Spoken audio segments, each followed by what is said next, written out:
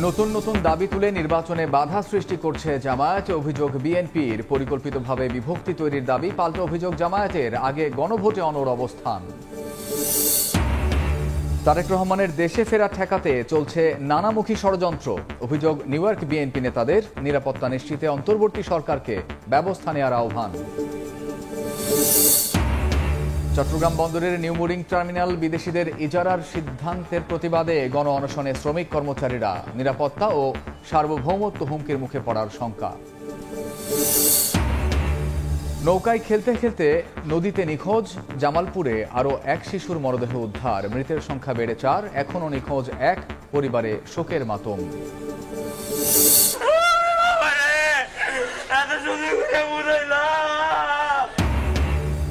সীমান্তে মিয়ানমারের মাইন বিস্ফোরণে আহত বিজিবি সদস্যের মৃত্যু। স্বজনের আহাজারিতে ভারী গ্রামের বাড়ি ভোলা।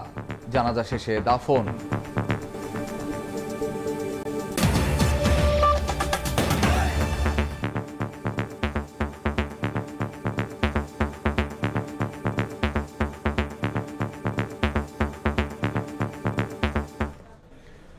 সময় সংবাদের সঙ্গে আছি আমি কামরুজ্জামান মামুন। জামায়াত নতুন নতুন দাবি সামনে এনে নির্বাচনে বাধা সৃষ্টি করছে। 24 দিয়ে 71কে ভুলিয়ে দিতে পরিকল্পিতভাবে বিভক্তি তৈরি করছে ষড়যন্ত্রকারীরা। এমন অভিযোগ করে বিএনপি মহাসচিব বলেছেন, নির্বাচন হলে অপশক্তি মাথাচাড়া দিতে পারবে না। এদিকে 2-3টি দলের মতামত জাতির ওপর চাপিয়ে দেয়া, রুখে দেওয়ার পাশাপাশি ধর্মকে ব্যবহার করে ফায়দা হাসিলের অপচেষ্টার বিষয়ে সবাইকে সতর্ক থাকার আহ্বান নেতাদের। জাতীয় প্রেস ক্লাবে জাতীয়তাবাদী মুক্তিযোদ্ধা দলের সমাবেশ, যাতে অংশ নেন দেশের বিভিন্ন প্রান্ত থেকে আসা বীর মুক্তিযোদ্ধারা। সমাবেশে অংশ নিয়ে বিএনপির কেন্দ্রীয় নেতারা বলেন, বহুরূপীদের খপ্পরে পড়েছে দেশ। 71-এর নারকীয় হত্যাকাণ্ডের দায়ে জামায়াতকে নিষিদ্ধ করা উচিত। বিএনপির পক্ষ থেকে দাবি তোলা উচিত যে 24-এর 23-24 এবং এর আগের গণহত্যা, নির্মম নির্যাতন, নিপীড়ন, ভোটাধিকার হরণ, এই জন্য যদি আওয়ামী লীগের কার্যক্রম নিষিদ্ধ হতে পারে, তাহলে 71-এর গণহত্যা, ধর্ষণ, নারকীয় হত্যাযজ্ঞের কারণে জামাত ইসলামকে নিষিদ্ধ করতে হবে। 71-এর মুক্তিযুদ্ধকে হেয় করার একটা চেষ্টা আমরা লক্ষ্য করেছি।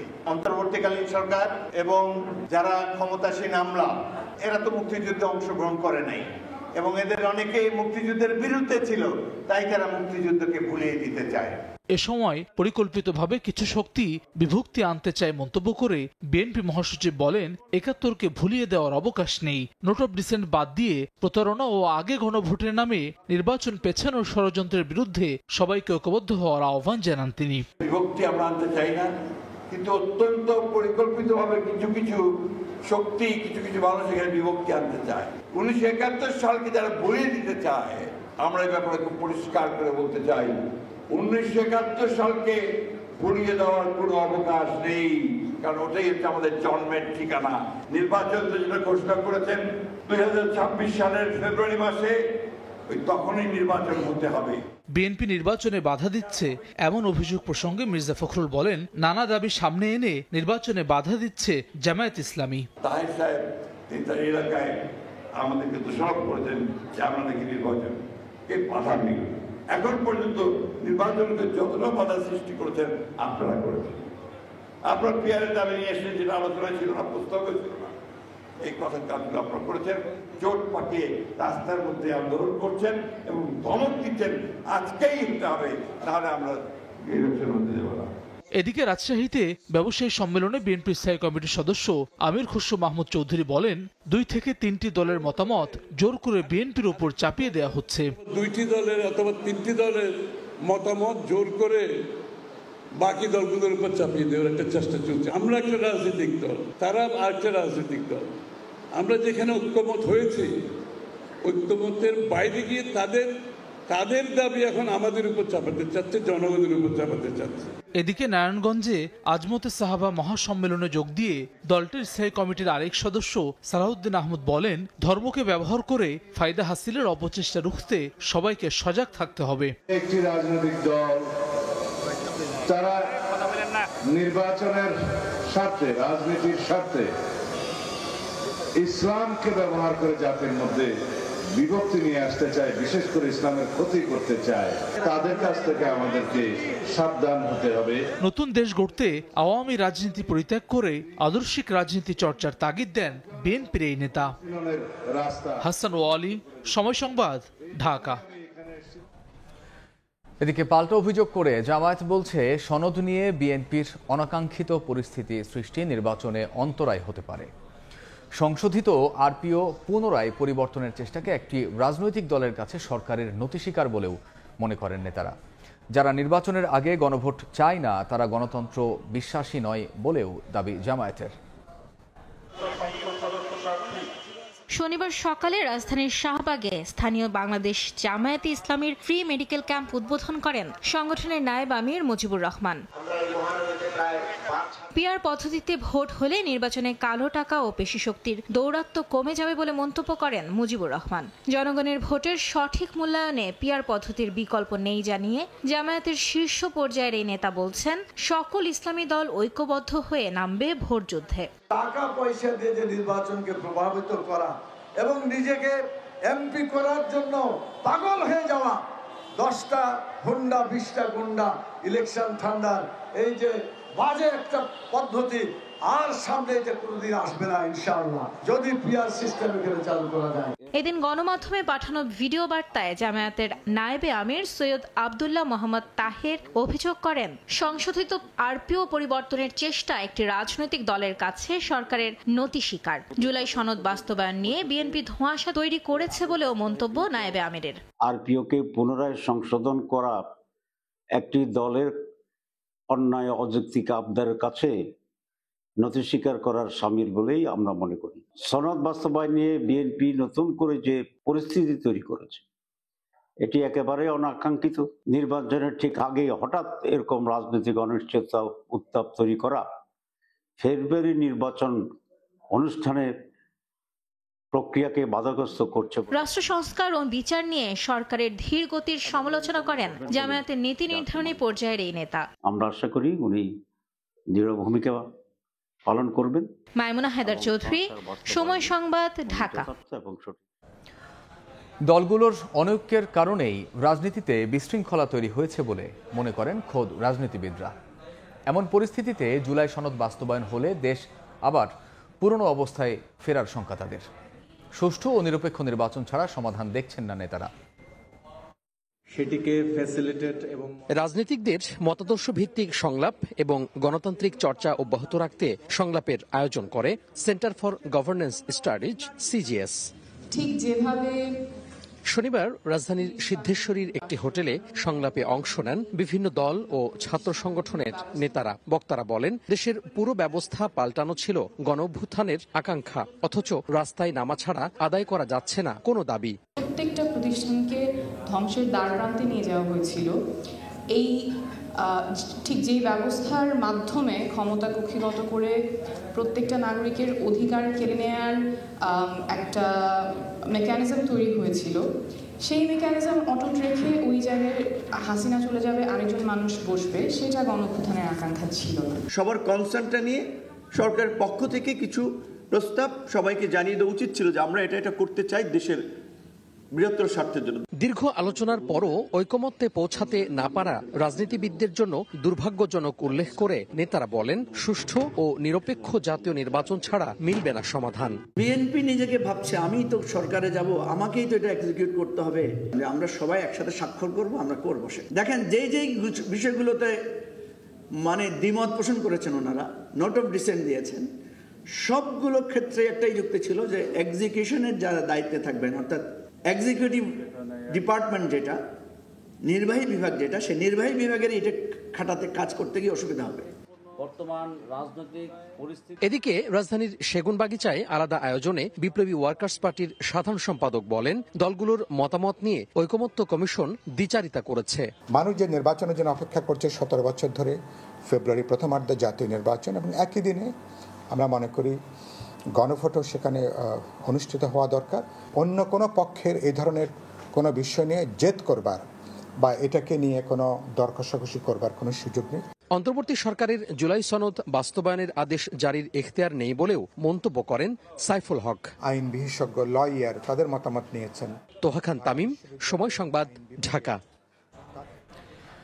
জুলাই সনদ বাস্তবায়ন নিয়ে বিভিন্ন রাজনৈতিক দল টালবাহানা করছে বলে অভিযোগ করেছেন এনসিপির দক্ষিণাঞ্চলের মুখ্য সংগঠক হাসনাত আব্দুল্লাহ। দুপুরে বরগুনা জেলায় এনসিপির কার্যক্রম গতিশীল করার লক্ষ্যে সভা শেষে সাংবাদিকদের সঙ্গে কথা বলেন তিনি। প্রতীক ইস্যুতে নির্বাচন কমিশনের অবস্থানের সমালোচনা করেন, বলেন এনসিপিকে শাপলা প্রতীক না দিলে তার ব্যাখ্যা দিতে হবে কমিশনকে। আসন্ন সংসদ নির্বাচন স্বচ্ছ ও নিরপেক্ষ হওয়া নিয়ে শঙ্কার কথাও জানান সার্জিস। আমরা তো বারবার করে বলেছিলাম যে আমাদেরকে যেই জুলাই সনদে স্বাক্ষর করতে হবে সেটা আগে আমাদেরকে দেখাইতে হবে।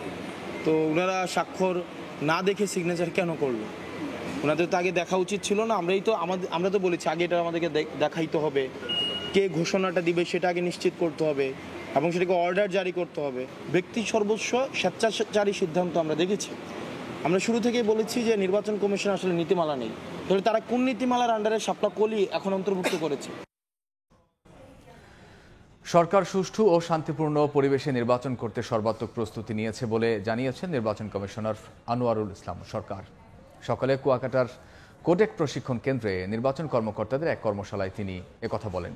এবার আরপিওতে সংশোধন আনা হয়েছে উল্লেখ করে তিনি বলেন, রিটার্নিং কর্মকর্তারা চাইলে দায়িত্বরত আসন ও প্রিজাইডিং অফিসার ভোট গ্রহণ স্থগিত করতে পারবেন। তাই নির্বাচন কর্মকর্তাদের নির্ভয়ে দায়িত্ব পালনের আহ্বান জানান নির্বাচন কমিশনার। তো প্রতিটি নাগরিকের দায়িত্ব যে একটি সুষ্ঠু নির্বাচন করার জন্য সহযোগিতা করা, ভালো অবাধ সুষ্ঠু নিরপেক্ষ নির্বাচন করার জন্য যত প্রস্তুতি আছে আমরা সব প্রস্তুতি নিয়ে রেখেছি। আমরা অবাধ সুষ্ঠু নিরপেক্ষ নির্বাচন যে কোনো মূল্যে করতে বদ্ধপরিকর। তারেক রহমানের দেশে ফেরা নিয়ে নানামুখী ষড়যন্ত্রের অভিযোগ তুলেছেন যুক্তরাষ্ট্র বিএনপির নেতারা। নিউ ইয়র্কে সংবাদ সম্মেলনে দলের ভারপ্রাপ্ত চেয়ারম্যানের নিরাপত্তা নিশ্চিতে অন্তর্বর্তী সরকারকে যথাযথ ব্যবস্থা নেওয়ার আহ্বান জানিয়েছেন তারা। নিউ ইয়র্ক থেকে হাসানুজ্জামান সাকির রিপোর্ট। কবে দেশে ফিরছেন বিএনপির ভারপ্রাপ্ত চেয়ারম্যান তারেক রহমান? নভেম্বরেই দেশে ফিরবেন এমন আভাস বারবার দিয়েছেন দলটির নেতারা। তবে শুক্রবার যুক্তরাষ্ট্রের নিউ ইয়র্কে স্টেট বিএনপি নেতারা সংবাদ সম্মেলনে অভিযোগ করলেন নানামুখী ষড়যন্ত্রের মুখে তারেক রহমানের দেশে ফেরা। অন্তর্বর্তীকালীন সরকার জনাব তারেক রহমান যাতে দেশে ফিরতে না পারেন সেই উদ্দেশ্যে তারা পরিকল্পনা করছে। বর্তমান সরকার এখনো পর্যন্ত তারা দেশে ফেরার নিরাপত্তা বিষয়ে কোনো সরকারি ঘোষণা বা নিশ্চয়তা প্রদান করছে না, বরং বিভিন্ন গোয়েন্দা সংস্থা ও সরকারি এজেন্সি তাকে নিরুৎসাহিত করছে। তারেক রহমানকে অবিলম্বে দেশে ফেরাতে তার নিরাপত্তা নিশ্চিতের দাবি জানান নেতারা। একটা প্রেস ব্রিফিং এর মাধ্যমে আমাদের দেশনায়ক জনাব তারেক রহমানকে দেশে নিরাপত্তা দেওয়া হবে, কোনো ঘাটতি নেই এই মর্মে তারা জাতিকে একটা মেসেজ দিতে হবে, এটা আমাদের দাবি। সরকারের কাছে আমরা এই প্রবাস থেকে তাকে অনুরোধ জানাচ্ছি যে আমাদের নেতা বাংলাদেশে ফেরার আগে তাকে যেন সুস্পষ্টভাবে তার নিরাপত্তার সমস্ত বিধি প্রকাশ করে তাকে বাংলাদেশে যাওয়ার জন্য আমন্ত্রণ জানান। সৌদি আরবে ওমরা পালন শেষে দ্রুতই দেশে ফিরবেন দলের ভারপ্রাপ্ত চেয়ারম্যান, এমন প্রত্যাশা বিএনপি নেতাদের। উমরাতে গিয়ে হযরত মুহাম্মদ সাল্লাল্লাহু আলাইহি ওয়াসাল্লামের মাজার আমরা জিয়ারত করি, উমরা করে আমরা একটা ভালো উদ্দেশ্যের জন্য আমরা রওনা হই, সে পরিপ্রেক্ষিতে উনি যেতেও পারেন। হাসানুজ্জামান সাকি, সময় সংবাদ, নিউ ইয়র্ক, যুক্তরাষ্ট্র। ভোলায় মিছিল করাকে কেন্দ্র করে বিএনপি ও বিজেপির নেতাকর্মীদের মধ্যে দফায় দফায় ধাওয়া পাল্টা ধাওয়া, ককটেল বিস্ফোরণ ও ইটপাটকেল ছোড়ার ঘটনা ঘটেছে। এতে আহত হয়েছেন অন্তত 50 জন। দুপুরে শহরের নতুন বাজার এলাকায় দলীয় কার্যালয়ের সামনে মিছিল শেষে সমাবেশ করে বাংলাদেশ জাতীয় পার্টি। অন্যদিকে মহাজনপট্টি এলাকায় দলীয় কার্যালয়ে সমাবেশ শেষে মিছিল বের করে জেলা বিএনপি। এ নিয়ে বিজেপি এবং বিএনপির মধ্যে উত্তেজনা দেখা দেয়। এক পর্যায়ে দফায় দফায় শুরু হয় ধাওয়া পাল্টা ধাওয়া, ইটপাটকেল নিক্ষেপ ও সংঘর্ষ। এতে গণমাধ্যম কর্মী সহ দুই পক্ষের অন্তত 50 জন আহত হন। পাশাপাশি বেশ কয়েকটি গাড়ি ও বিজেপির অফিস ভাঙচুরের অভিযোগ ওঠে।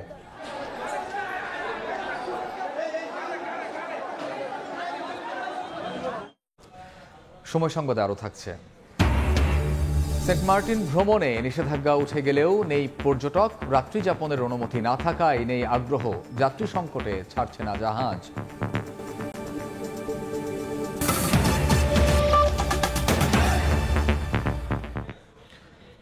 চট্টগ্রাম বন্দরের নিউমুরিং টার্মিনাল বিদেশিদের ইজারা দেওয়ার সিদ্ধান্তের প্রতিবাদে গণ অনশন করছে শ্রমিক কর্মচারী ঐক্য পরিষদ। সকালে নগরীর প্রেস ক্লাবের সামনে শুরু হয় কর্মসূচি। এ সময় বক্তারা বলেন, বন্দর বিদেশিদের হাতে তুলে দিলে জাতীয় নিরাপত্তা, অর্থনীতি ও সার্বভৌমত্ব হুমকির মুখে পড়বে। স্লোগানে উত্তপ্ত চট্টগ্রাম প্রেস ক্লাব চত্বর। চট্টগ্রাম বন্দরের নিউমোরিং কন্টেইনার টার্মিনাল সহ বিভিন্ন স্থাপনা বিদেশিদের ইজারা দেওয়ার সিদ্ধান্তের প্রতিবাদে শনিবার সকাল ৯টায় শুরু হয় শ্রমিক কর্মচারী ঐক্য পরিষদের গণ অনশন কর্মসূচি। শ্রমিক সংগঠন ছাড়াও বিভিন্ন রাজনৈতিক ও ছাত্র সংগঠনের নেতাকর্মীরা কর্মসূচিতে সংহতি জানান।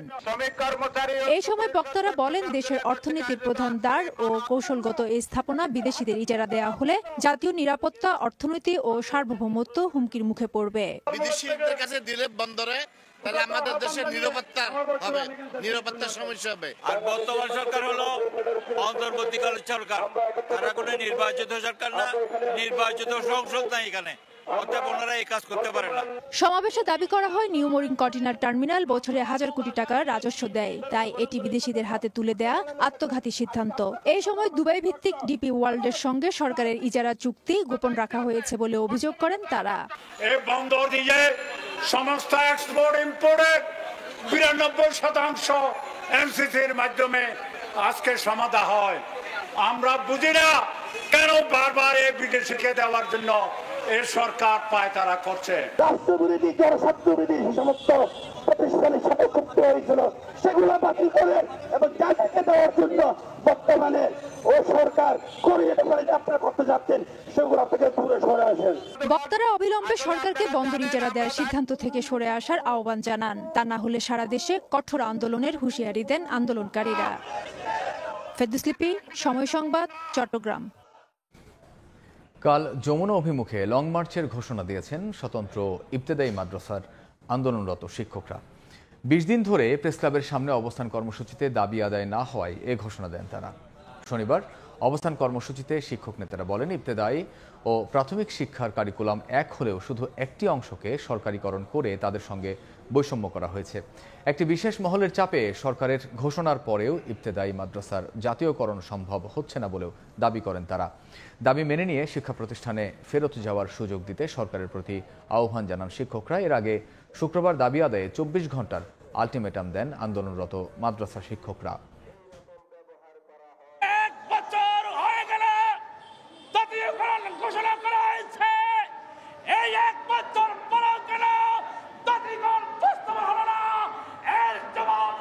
আমাদের দাবি জাতীয়করণ ঘোষণা হওয়া পর্যন্ত আমরা এই রাজপথ ছাড়ব না। আমাদের শিক্ষক ভাইরা রক্ত দিয়েছে, যদি রক্ত আরো দিতে হয় রক্ত দিব, যদি আমাদের জীবন দিতে হয় তবু আমাদের জীবন দিব, তবু আমাদের দাবি আদায় করে ছাড়বে ইনশাআল্লাহ। হয়নি অধ্যাদেশ, ঠিক হয়নি বিশ্ববিদ্যালয়ের মডেল, অথচ ভর্তি করা হয়েছে শিক্ষার্থী। তাই জটিলতায় পড়েছে প্রস্তাবিত ঢাকা সেন্ট্রাল ইউনিভার্সিটির ১১,০০০ ছাত্রছাত্রী। বিশ্ববিদ্যালয় প্রতিষ্ঠার আগেই ভর্তি করাকে প্রতারণা হিসেবে দেখছেন শিক্ষাবিদরা। আর দ্রুতই ক্লাস শুরুর আশ্বাস অন্তর্বর্তী প্রশাসকের। শাকির আহমেদের রিপোর্ট।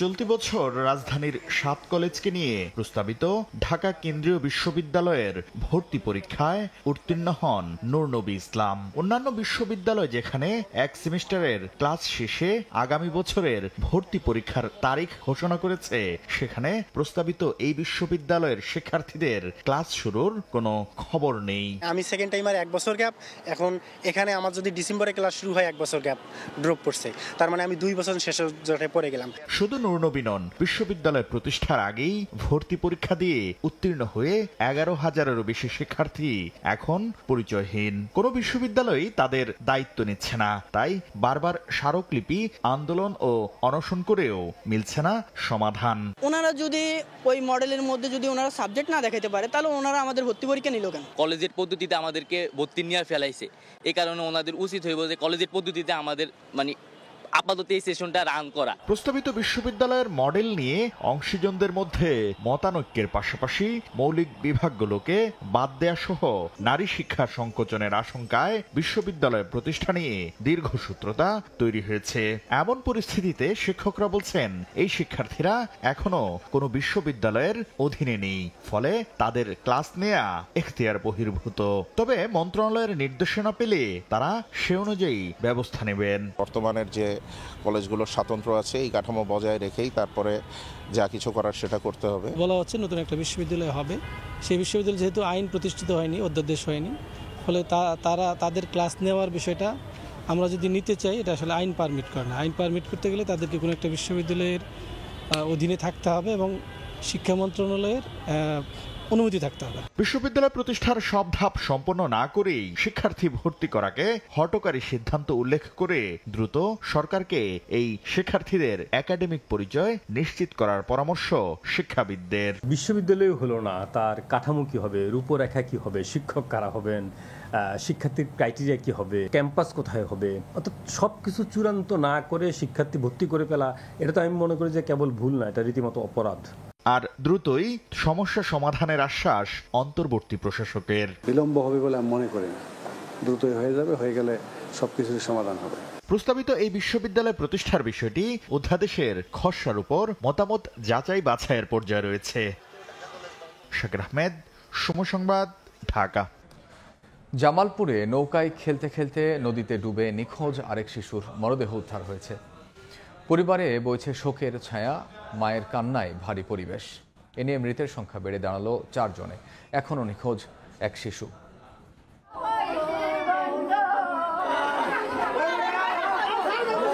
মায়ের বুক ফাটা আর্তনাদে ভারী ঝিনাই নদীর পার। নিখোঁজ সন্তান কুলসুমের নিথর দেহ ফিরে পেলেন মা।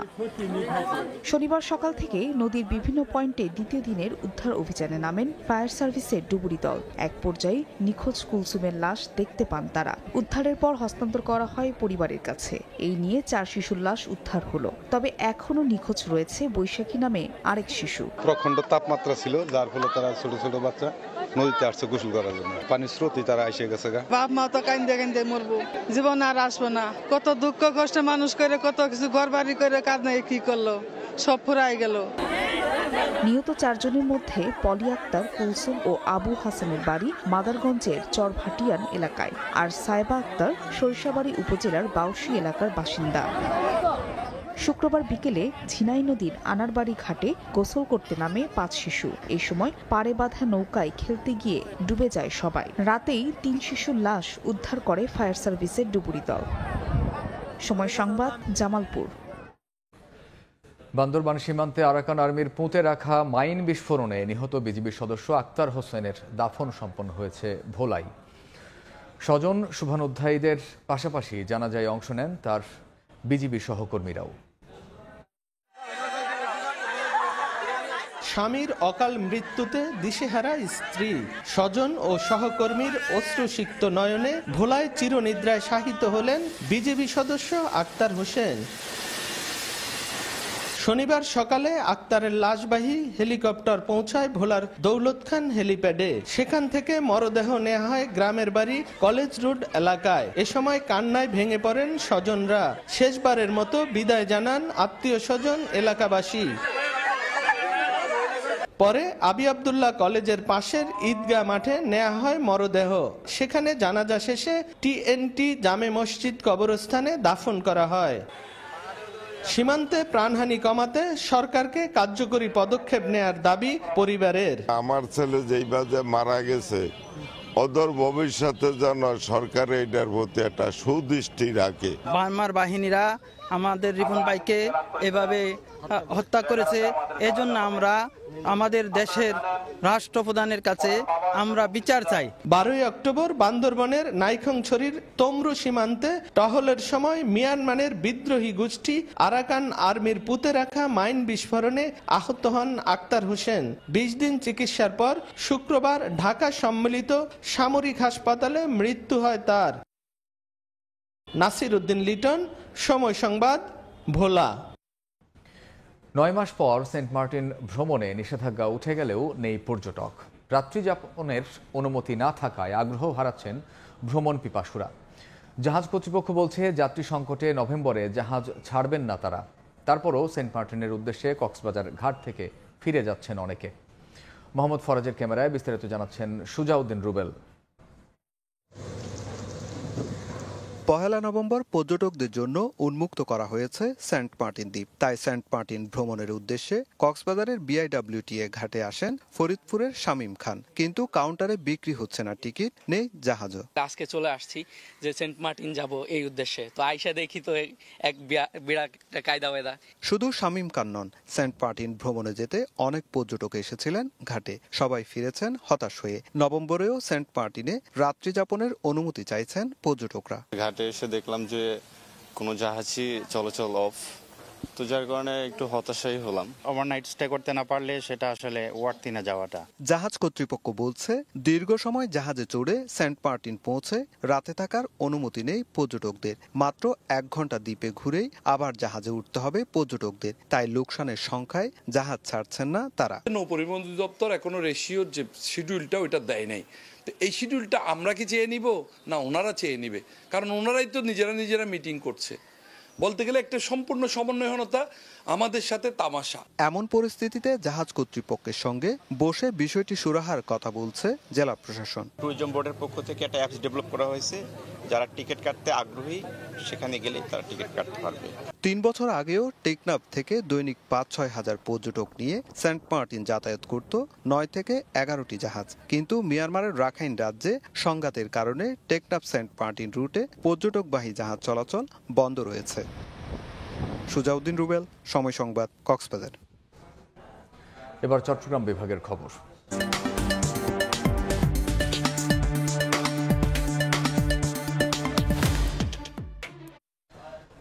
নিম্নমানের সামগ্রী ব্যবহারে বৈদ্যুতিক short circuit, gas cylinder leakage ও বিস্ফোরণে চট্টগ্রাম অঞ্চলে বাড়ছে অগ্নিকাণ্ড। এখানকার 11 জেলায় গত 22 মাসে ছোট বড় 7,000 আগুনে পুড়ে গেছে কয়েকশো কোটি টাকার সম্পদ। জলাশয় সংকট, সরু রাস্তা ও যানজটে আগুন নিয়ন্ত্রণে বেকায়দায় পড়তে হচ্ছে ফায়ার সার্ভিসকে। আশরাফুল আলম মামুনের ক্যামেরায় বিস্তারিত জানাচ্ছেন কমল দে। বৈদ্যুতিক দুর্ঘটনাজনিত আগুনে পুড়ছে বসতবাড়ি, মুহূর্তে ছাই সাধারণ মানুষের সহায় সম্পত্তি। আগুন থেকে রক্ষা পাচ্ছে না অত্যাধুনিক শিল্প কারখানাও। ফায়ার সার্ভিসের তথ্য অনুযায়ী চলতি বছরের প্রথম 10 মাসে বৃহত্তর চট্টগ্রামে ৩,235টি আগুনের ঘটনা রেকর্ড করা হয়েছে। আর 2024 সালের পুরো বছরে 1,503টি বৈদ্যুতিক শর্ট সার্কিটের আগুনের পাশাপাশি গ্যাস লাইন লিকেজ থেকে 95টি, গ্যাস সিলিন্ডার বিস্ফোরণে 22টি, গ্যাস সিলিন্ডার লিকেজে 126টি সহ আগুনের ঘটনা ছিল 3,530টি। 2024-25 সালের মধ্যে প্রায় 7,000 অগ্নিকাণ্ড সংঘটিত হয়েছে। এর মধ্যে ইলেকট্রিক শর্ট সার্কিট সবচেয়ে বেশি। এটার একমাত্র কারণ হলে আপনার ভোল্টেজ উঠানামা করা অথবা অবৈধ সংযোগের কারণে এই অগ্নিকাণ্ড ঘটিয়ে থাকে। 11 জেলার সমন্বয়ে গঠিত চট্টগ্রাম বিভাগে ফায়ার স্টেশন রয়েছে 105টি। 14 উপজেলার চট্টগ্রাম বিভাগে 28টি। আর 60 বর্গ মাইলের এই নগরীতে ফায়ার স্টেশন রয়েছে মাত্র 9টি, যা চাহিদার তুলনায় একেবারেই নগণ্য। আবার আগুন নেভানোর ক্ষেত্রে রয়েছে নানা সংকট, নানা জটিলতা। নির্বিচারে জলাশয় ভরাট করে বহুতল ভবন তলায় আগুন নেভানোর ক্ষেত্রে তীব্র পানি সংকটে ভুগতে হয়। এছাড়া যানজটের কারণে ফায়ার সার্ভিসের পানিবাহী গাড়ি ঘটনাস্থলে পৌঁছতে দেরি হচ্ছে। তার সঙ্গে রয়েছে কেমিক্যাল থেকে সৃষ্ট আগুনের জটিলতা। শহরে জলাশয়ের অভাব আমরা পৌঁছতে পারি না, এবং শহরের সবচেয়ে বড় কথা হচ্ছে কী ধরনের আগুন, কী ধরনের দাহ্য বস্তু সেখানে রয়েছে তার তথ্যটা আমাদের সঠিক জানা থাকে না। যেমন কেমিক্যাল হলে একটি যদি মেটেরিয়াল, কোন ধরনের কেমিক্যাল সেখানে আছে, তার MSDS মেটেরিয়াল সেফটি ডাটাশিট যদি সেখানে থাকতো, তাহলে আমরা ওই ধরনের প্রিভেন্টিভ মেজার্সগুলো নিয়ে সেখানে আমরা ফায়ার ফাইট করতাম। তাই শিল্প কারখানার পাশাপাশি বহুতল ভবনের আগুন নেভানোর ক্ষেত্রে ফায়ার সার্ভিসের সক্ষমতা অর্জনের তাগিদ BGMEA এই নেতার। আমাদের যে মেকানিজমগুলো আছে ডিল করার জন্য, that has to be modernize, or আপনাকে ওখানে আরও ইনভেস্টমেন্ট করতে হবে, অ্যাওয়ারনেস বাড়ানো, অথবা আপনি যে গ্যাস লিকেজের ওখানে কমপ্লায়েন্স বাড়ানো। 22 মাসের আগুনে সম্পদের ক্ষতির পরিমাণ কয়েকশো কোটি টাকার বেশি। কমল দে, সময় সংবাদ, চট্টগ্রাম। গাজায় ৩০ ফিলিস্তিনির মরদেহ ফেরত দিয়েছে ইসরায়েল। তবে বেশিরভাগ মরদেহেই রয়েছে নির্মম নির্যাতনের ছাপ। যুদ্ধবিরতির মধ্যেও গাজার বিভিন্ন এলাকায় বিমান হামলা চালিয়ে যাচ্ছে নেতানিয়াহু বাহিনী। সন্ত্রাসী অবকাঠামোয় আঘাত হানার দাবি করেছে ইসরায়েলি বাহিনী, যদিও গাজাবাসী বলছেন হামলায় ক্ষতিগ্রস্ত হচ্ছে বেসামরিক এলাকা। এর মধ্যে তুরস্কের নেতৃত্বে জরুরি বৈঠকে গাজার স্থিতিশীলতা ও সহায়তার প্রবাহ নিয়ে কূটনৈতিক তৎপরতা বাড়ছে। হামাসের হাতে নিহত 2 ইসরায়েলি বন্দীর মরদেহ ফেরত দেওয়ার একদিন পরই গাজায় 30 ফিলিস্তিনির মরদেহ পাঠিয়েছে নেতানিয়াহু প্রশাসন। ফিলিস্তিনি কর্তৃপক্ষ জানিয়েছে অনেক মরদেহেই রয়েছে নির্মম নির্যাতনের ছাপ। এই নিয়ে তদন্তের দাবি তুলেছে মানবাধিকার সংস্থাগুলো। যুদ্ধবিরতি সত্ত্বেও গাজার দক্ষিণাঞ্চল খান ইউনুস ও উত্তর গাজা সিটির বিভিন্ন এলাকায় বিমান হামলা চালিয়েছে ইসরায়েল। দেশটির সামরিক বাহিনী জানায় সন্ত্রাসী অবকাঠামো লক্ষ্যবস্তু করে হামলা চালানো হয়েছে। তবে স্থানীয়দের অভিযোগ, বিমান হামলায় বেসামরিক এলাকা ক্ষতিগ্রস্ত হয়েছে। গাজার বাসিন্দারা বলছেন যুদ্ধবিরতি ঘোষণা হলেও বাস্তবে তা টিকে নেই। খাদ্য ও আশ্রয়ের অভাবে বহু মানুষ এখনো মানবিক বিপর্যয়ের মুখে। আবার সহিংসতার মাত্রা বেড়ে যাওয়ার শঙ্কায় দিন কাটছে অনেকের। এমন পরিস্থিতিতে যুদ্ধবিরতি রক্ষায় কূটনৈতিক তৎপরতা বাড়াচ্ছে তুরস্ক। তুর্কি পররাষ্ট্রমন্ত্রী হাকান ফিদান জানান স্থানীয় সময় সোমবার ইস্তাম্বুলে জরুরি বৈঠকে গাজার যুদ্ধবিরতি ও পরবর্তী পদক্ষেপ নিয়ে আলোচনা হবে। বৈঠকে অংশ নেবেন সংযুক্ত আরব আমিরাত, কাতার, জর্ডান, পাকিস্তান, ইন্দোনেশিয়া ও সৌদি আরবের পররাষ্ট্রমন্ত্রীরা। ফিদান বলেন গাজায় মানবিক সহায়তা প্রবাহে ইসরায়েলের বাধা নিয়ে আন্তর্জাতিক মহলে উদ্বেগ বাড়ছে। তুরস্কের লক্ষ্য যুদ্ধবিরতি ধরে রাখা এবং গাজা টাস্কফোর্স গঠন করা। ইয়াসিন মোহাম্মদ জিসান, সময় সংবাদ। লিটন জাকেরদের উদ্দেশ্য করে টাইগার সমর্থকদের দুয়োধ্বনিতে হতাশ Caribbean head coach Darren Sammy. তার মতে খারাপ সময়েও সমর্থকদের উচিত ক্রিকেটারদের পাশে থাকা। এছাড়া এদেশের তরুণ ক্রিকেটারদেরও প্রশংসায় ভাসিয়েছেন ওয়েস্ট ইন্ডিজের এই কিংবদন্তি ক্রিকেটার। চট্টগ্রাম থেকে আশরাফুল আলমের ক্যামেরায় আরও জানাচ্ছেন তামিম হোসেন। ওয়ানডে সিরিজটা হারলেও বন্দর নগরীতে টি-20 সিরিজটা ঠিকই জিতে নিয়েছে ড্যারেন স্যামির দল। নেপালের কাছ থেকে পাওয়া ক্ষতর মলমটা বাংলাদেশে এসেই লাগালো ক্যারিবিয়ানরা। নিয়েছে গেল বছর ঘরের মাঠে টাইগারদের কাছ থেকে পাওয়া হোয়াইট ওয়াশের প্রতিশোধও। তাই আনন্দটাও অনেক বেশি। মাঠকর্মী থেকে শুরু করে যে চেয়েছেন তার সঙ্গেই সেলফি তুলেছেন এই ক্যারিবিয়ান মাস্টারমাইন্ড। ভালোবেসে ফেলেছেন এই দেশটাকে। বাংলাদেশের সিরিজ চ্যালেঞ্জিং। তারা গেল বছর আমাদের দেশে গিয়ে ওয়ানডে টি-20 জিতেছে। এবার এটা পুনরায় ঘটেছে, তারা ওয়ানডে জিতেছে। আমরা চেয়েছি টি-20 জিততে, সেটা আমরা পেরেছি। আমাদের দলের সবাইকে ধন্যবাদ দিতে চাই, বিশেষ করে বোলিং ডিপার্টমেন্টকে। যেমন ভালোবেসেছেন তেমন দর্শকদের ওপর হতাশ হয়েছেন স্যামি। গ্যালারি থেকে লিটন জাকেটদের দুয়োধ্বনি দেন টাইগার ভক্তরা। হোম ভেন্যুতে লিটনদের সঙ্গে এমন আচরণ পছন্দ হয়নি ক্যারিবিয়ান হেড কোচের।